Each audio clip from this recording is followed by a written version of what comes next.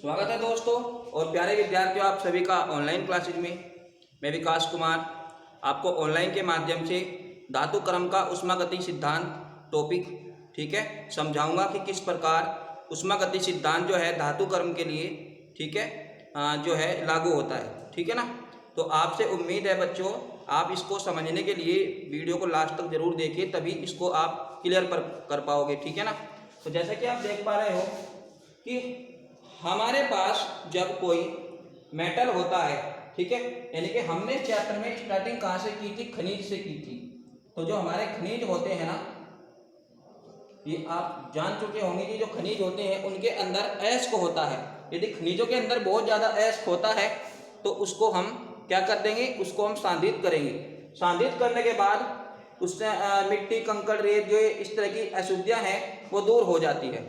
ठीक है। इसके बाद हम यहाँ पर क्या करते हैं? उसका भर्जन या निष्तापन करते हैं। भर्जन या निष्तापन में हमें क्या प्राप्त होता है? भर्जन या निष्तापन में हमें धातु ऑक्साइड प्राप्त होता है। धातु ऑक्साइड। तो बच्चों, हमें भर्जन या निष्तापन में धातु ऑक्साइड प्राप्त होगा। ये बात आप अच्छे से जान लीजिए, तभी आप इस वीडियो को क्लियर समझ पाएंगे कि धातु ऑक्साइड से हमें अब धातु में परिवर्तन करना है। तो इसके लिए हम क्या करेंगे? इसके लिए हम यहाँ पर ऊष्मागति सिद्धांत को फॉलो करेंगे। जैसा कि आप सभी जानते हो कि ऊष्मागति सिद्धांत जो है वो क्या होता है? इसमें मानक गिब्स ऊर्जा का महत्वपूर्ण स्थान है। क्या होती है मानक गिब्स ऊर्जा? Delta G0 into G0 is equal to delta H minus T into delta S। ये फॉर्मूला ऊष्मागति सिद्धांत के लिए बहुत ही महत्वपूर्ण है और इससे पहली वीडियो में भी एक बार मैं आपको ये बात बता चुका हूँ। ठीक है। तो डेल्टा जी जो आप देख रहे हो ये क्या है? ये मानक गिब्स ऊर्जा है। मानक गिब्स ऊर्जा। ठीक है। और ये क्या है? ये एंथैल्पी है। ठीक है ना। और टी क्या है? परमताप। और इसमें हमने डेल्टा इसलिए नहीं लगाया है क्योंकि ये स्थिर रहेगा, इसको हमें यहाँ पर परिवर्तित नहीं करना है, ये स्थिर रहेगा, इसीलिए हमने यहाँ पर इसको सिंगल टी रखा है। और जो डेल्टा ऐसा आप देख रहे हो ये क्या है? ये है एंट्रोपी, यानी कि एंट्रोपी में परिवर्तन। ठीक है। एंट्रोपी में परिवर्तन। एक बात और है, एंट्रोपी के लिए जो गैस होती है, गैसों की एंट्रोपी बहुत ज़्यादा होती है और जो ठोस होते हैं उनकी एंट्रोपी बहुत क्या होती है? कम होती है। ठीक है। नोट करने वाली बात है कि गैसों की जो एंट्रोपी होती है वो बहुत ज़्यादा होती है। एंट्रोपी क्या होगी? यानी कि ऐसी उष्मा, ऐसी जो हीट होती है वो जिसमें अभिक्रिया जो है तुरंत हो जाए। आप जानते भी होंगे कि गैसों में अभिक्रिया तुरंत हो जाया करती है, तो इसलिए गैसों की एंट्रोपी बहुत ज़्यादा होती है। तो हमें यहाँ पर क्या कराना है? आज धातु क्रम के लिए करना है। इसी प्रक्रिया को, इसी समीकरण को हमें कहाँ लगाना है? धातु के प्रक्रम में लगाना है, यानी कि धातु क्रम करना है। ठीक है। तो कैसे करेंगे? इसके लिए कुछ पॉइंट्स यहाँ पर देख लेते हैं। तो जैसे कि आप देख पा रहे हो, धातु ऑक्साइड का धातु में अपचयन जो परिवर्तन होता है वो किसके द्वारा होता है? वो अपचयन द्वारा होता है। देखिए बच्चों, जो धातु ऑक्साइड होता है ना, मान लेते हैं मेरे पास कोई M धातु है। ठीक है। अब इसमें क्या है? इसमें एक ऑक्साइड भी जुड़ा हुआ है, तो ये बन जाएगा हमारा धातु ऑक्साइड। अब इस धातु ऑक्साइड से हमें क्या करना है? केवल धातु बनाना है। तो भैया आप क्या करोगे?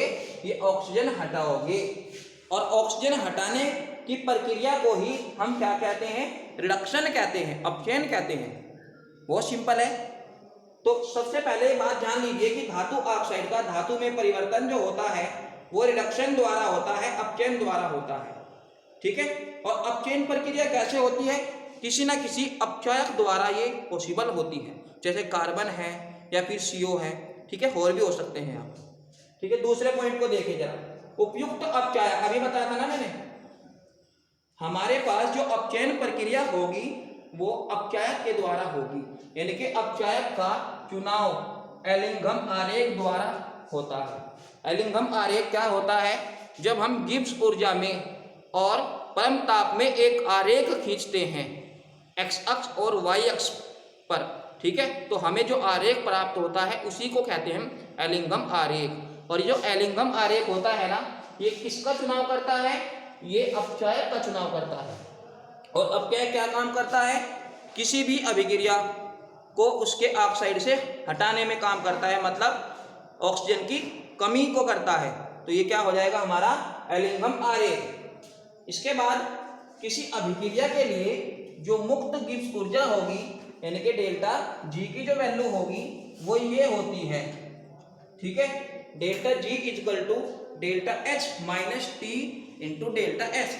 अभी आप ये सोच रहे होंगे कि इसका मान कब अधिक, कब कम ज़्यादा या कब शून्य होगा। तो इसके लिए मैं आपको एक तरीका बताता हूँ। अगर हमारा डेल्टा एच का मान क्या है, डेल्टा एच का मान देखिए ये प्लस का मान है ना, यहाँ पर पॉजिटिव है, ठीक है। और ये हमारे पास टी और डेल्टा एच ये निगेटिव है। तो इसमें हम क्या करेंगे वो देखिए। मान लेते हैं हमारे पास जो एंट्रोपी है, अगर एंट्रोपी का मान बहुत ज़्यादा है, ठीक है। और बहुत ज़्यादा एंट्रोपी किसमें होती है, किसमें होती है बहुत ज़्यादा एंट्रोपी? ये होती है गैसों में, ठीक है। गैसों में एंट्रोपी बहुत ज़्यादा होती है। क्यों? क्योंकि गैस के अणु तुरंत आपस में क्रिया कर लेते हैं। तो इसलिए अब यहाँ पर क्या होगा, P और H, जब इसका मान ज़्यादा हो जाएगा तो इसके मान में से हम ये माइनस करेंगे तो हमें डेल्टा G का जो मान प्राप्त होगा वो ऋणात्मक प्राप्त होगा। और जब हमें डेल्टा G का मान ऋणात्मक मिलेगा तो इसका मतलब ये होगा कि अभिक्रिया जो है वो अपने आप होगी, ठीक है। उसको कोई नहीं चलाएगा बल्कि वो स्वतः प्रक्रम होगा, यानी कि ऐसा प्रोसेस जो अपने आप हो रहा हो, ठीक है। तो ये है, इसका आप यहाँ से स्क्रीनशॉट भी ले सकते हैं। इसके बाद चलते हैं एलिंगम आरेख क्या होता है, इसकी डेफिनेशन क्या है। तो क्या होता है एलिंगम आरेख? विभिन्न तत्वों के ऑक्साइड के निर्माण की जो गिब्स ऊर्जा है यानी कि मानक मुक्त गिब्स ऊर्जा है और हमारा जो टेम्परेचर है ना, परम ताप, उसके बीच में जो ग्राफ प्राप्त होता है हमें, उसी को हम एलिंगम आरेख कहते हैं। बच्चों ये क्वेश्चन बहुत ज़्यादा इंपॉर्टेंट है, आपके एग्जाम में अक्सर पूछा ही जाता रहता है। देखिए जरा मैं आपको यहाँ पर थोड़ा सा दिखा रहा हूँ किस टाइप का होता है।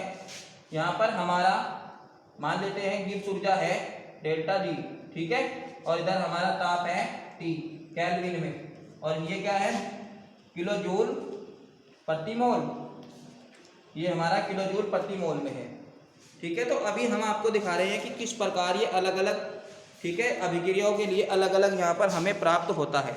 सबसे पहले इसकी विशेषता देख लेते हैं। इनकी जो विशेषता है देखिए जरा, तो इसकी जो मुख्य बिंदु है जैसे कि प्रवणता का मान हमेशा क्या होता है, पॉजिटिव होता है, ठीक है, और ऊपर की ओर होता है। मतलब प्रवणता का पॉजिटिव से मतलब है कि ग्राफ हमेशा ऊपर की ओर ही बनेगा। आप देख रहे होंगे मैंने यहाँ पर कैल्शियम के लिए, मैग्नीशियम के लिए, एल्यूमिनियम के लिए और एक कार्बन के लिए, ठीक है, आपको ग्राफ दिखाया है। तो इसमें क्या होगा, हमेशा जो प्रवणता होगी, प्रवणता का मतलब है यहाँ पर जो हमारा इसके डेल्टा जी के और टी के बीच में जो ग्राफ बनेगा वो हमेशा ऊपर की ओर ही होगा, ठीक है। हालांकि हमारे जो स्टार्टिंग में जो डेल्टा जी के मान रखे गए हैं ये माइनस में है, ठीक है, -1200 -1100, इसी तरह से एक बार जीरो आएगा और जीरो को पार करके फिर ये पॉजिटिव होता जाएगा, ठीक है ना। तो यहाँ पर क्या होता है, एक ऐसा भी बिंदु प्राप्त होता है, कैसा कि जहाँ पर देखिए यहाँ पर एक ऐसा बिंदु भी प्राप्त होता है जहाँ पर हमारा डेल्टा जी का मान जो है वो 0 आ जाता है और इसके बाद डेल्टा जी का मान जो प्राप्त होगा वो पॉजिटिव में होगा, ठीक है। तो आप अलग अलग धातुओं के लिए उनके गणनांक के लिए, ठीक है, इस तरह से ग्राफ बना सकते हो। अभी मैंने आपको यहाँ कैल्शियम के लिए दिखाया है। मान लेते हैं हमारे पास कैल्शियम ऑक्साइड है, ठीक है, CaO है। तो हम क्या करेंगे यहाँ पर किस प्रकार इसको चेंज करेंगे, हमने यहाँ पर पूरी रिएक्शन भी ना लिखकर आपको केवल डायरेक्ट कैल्शियम ही लिखा है, ठीक है। तो बहुत सिंपल है, ये मैग्नीशियम का हो जाएगा, एल्यूमिनियम का हो जाएगा, इससे ऊपर ऐसे ही लोहे का, कॉपर का, हमें अलग अलग जो है धातुओं के लिए अलग अलग ग्राफ प्राप्त हो जाएंगे, ठीक है। एक बात और है, एक सरल रेखा होती है, मतलब इनकी जो एक रेखा होती है ना, ये ऐसे नहीं जाएगा कि यूं मुड़ के जाएगा, ग्राफ हमेशा एक स्ट्रेट लाइन में जाएगा। अगर ये एक बिंदु पर इसमें मुड़ाव आ जाता है। मान लेते हैं, देखिए जरा, कैल्शियम के लिए यहाँ पर एक मुड़ाव आ गया और इसके बाद ये ऐसे मुड़ गया, तो इसका मतलब ये है कि यहाँ इसकी अवस्था जो है वो परिवर्तित हुई। अवस्था परिवर्तित का मतलब आप समझते होंगे। अवस्था परिवर्तित का मतलब है, मान लेते हैं हमने दो ठोसों को गर्म कर दिया और गर्म करने के बाद उनका क्या बन गया, लिक्विड बन गया, यानी कि उनकी अवस्था में परिवर्तन हो गया। तो जैसे ही अवस्था में परिवर्तन होगा तो तुरंत यह जो रेखा है ग्राफ की वो मुड़ जाएगी ऐसी। ठीक है, तो ये है हमारा एलिंघम आरेख। सारे बच्चों यहाँ से आप इसका स्क्रीनशॉट भी ले सकते हो। ठीक है, उम्मीद है आपको ये बहुत अच्छे से समझ में आ गया होगा। ठीक है, ये वीडियो आपको कैसा लगा और ये जो टॉपिक था हमारा कैसा लगा, आप अपनी प्रतिक्रिया मुझे कमेंट करके ज़रूर बताएं। फिर मुलाकात होगी एक नेक्स्ट टॉपिक के साथ, तब तक के लिए धन्यवाद।